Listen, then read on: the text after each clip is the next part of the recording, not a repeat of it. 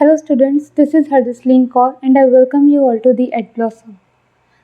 आज के सेशन में हम कंटिन्यू करेंगे with the guiding principles for selecting medical equipments. पिछली वीडियोस में हमने स्टडी किया था regarding the importance of studying the guiding principles for selecting medical equipments और हमने पहला गाइडिंग प्रिंसिपल स्टडी किया था दैट इज़ नीड। जिसने वो वीडियो नहीं देखी प्लीज़ पहले वो वीडियो जाकर देख ले, मैं उसका लिंक जो डिस्क्रिप्शन बॉक्स में ऐड कर दूँगी।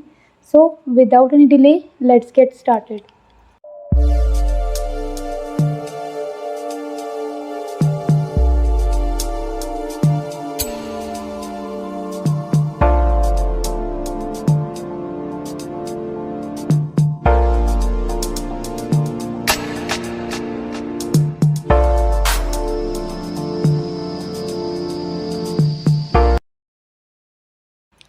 So second point is appropriateness.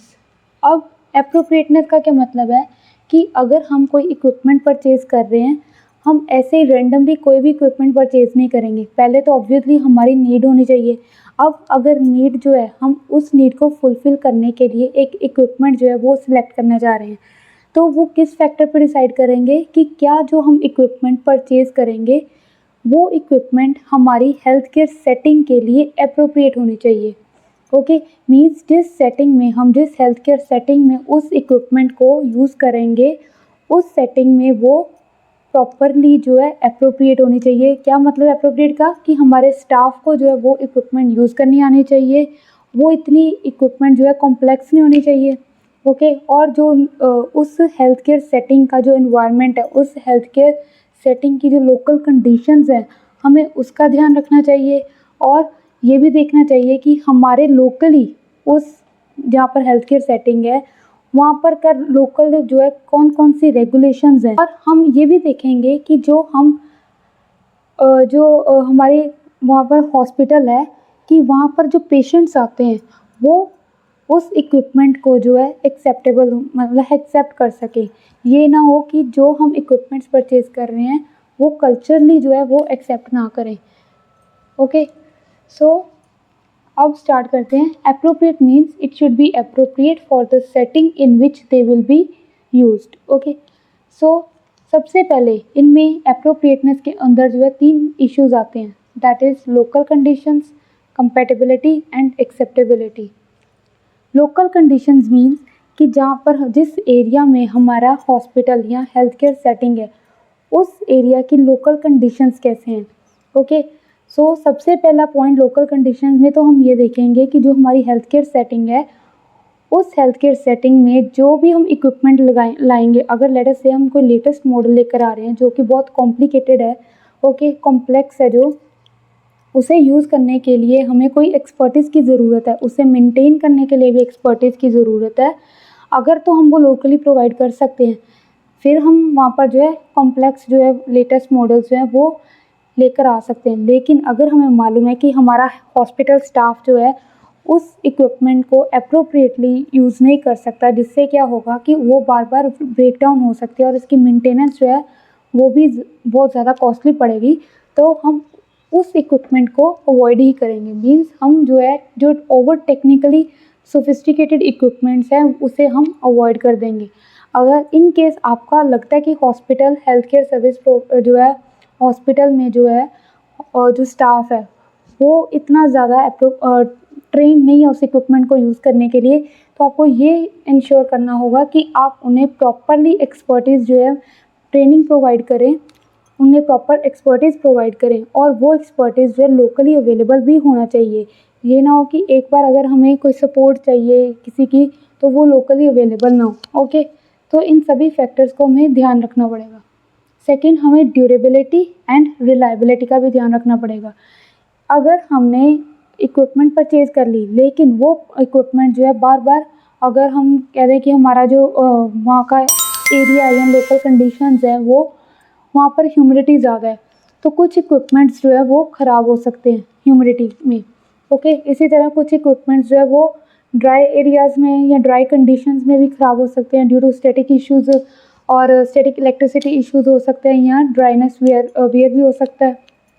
और यहाँ पर अगर तो कोई रेनी सीज़न है वहाँ पर या डस्टी कंडीशंस है तो उस इक्विपमेंट को हमें बार बार जो है साफ़ करने की ज़रूरत पड़ेगी। ये इंश्योर करना पड़ेगा कि क्या हम उसके जो है रेगुलर मेंटेनेंस या रेगुलर क्लींजिंग जो है वो प्रोवाइड कर सकते हैं कि नहीं कर सकते।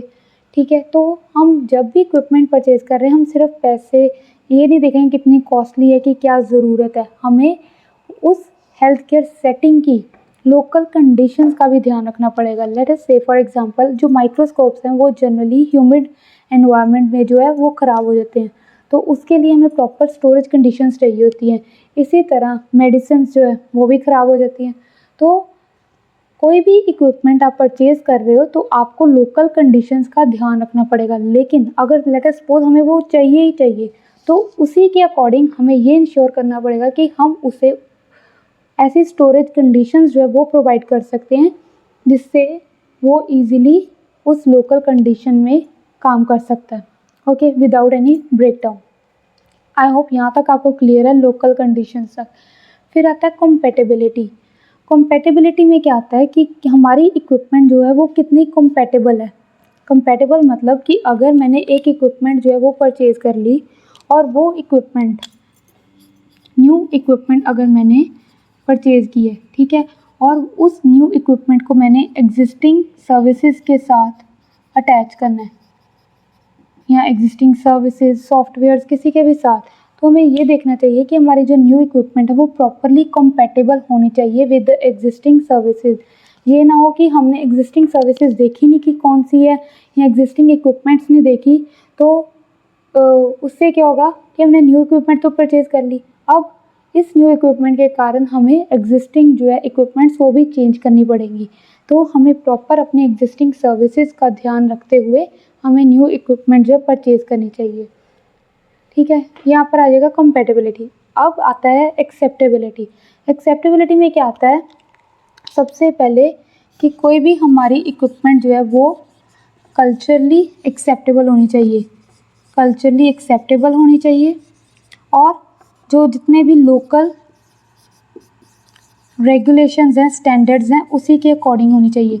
ये नहीं कि हमने कोई इक्विपमेंट परचेज़ कर ली लेकिन हमारी वहाँ की जो रेगुलेशंस है वो डिफरेंट है, वो कुछ और मांगती है कि ये स्टैंडर्ड्स होने चाहिए उस इक्विपमेंट के, तो फिर क्या होगा, लीगल इश्यूज आ सकते हैं। इसीलिए हमें ये भी ध्यान रखना चाहिए अगर कोई हम इक्विपमेंट जो परचेज़ कर रहे हैं वो जो उस एरिया के रेगुलेशंस है उनको फुलफ़िल कर रहा है, और वो इक्विपमेंट जो है कल्चरली एक्सेप्टेबल होना चाहिए। मीन्स जो वहाँ पर लोग आते हैं वो लोग जो है उस इक्विपमेंट को एक्सेप्ट करें।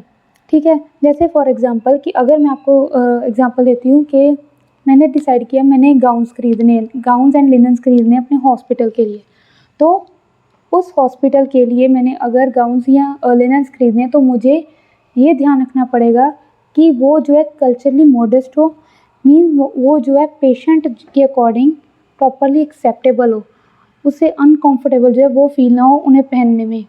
ठीक है, उसके उस पेशेंट के कल्चर के अकॉर्डिंग होना चाहिए कि जिससे वो इजीली एक्सेप्ट कर सके। तो अब हम देख रहे हैं कि जब भी हम मेडिकल इक्विपमेंट्स परचेज़ करते हैं वहाँ पर इतने छोटे छोटे फैक्टर्स जो है वो भी रोल प्ले करते हैं। ठीक है, अब फिर से रिवाइज करते हैं। सबसे पहले एप्रोप्रिएटनेस मीन्स जो भी हम इक्विपमेंट परचेज़ कर रहे हैं वो हमारी हेल्थ केयर सेटिंग के लिए एप्रोप्रिएट होना चाहिए।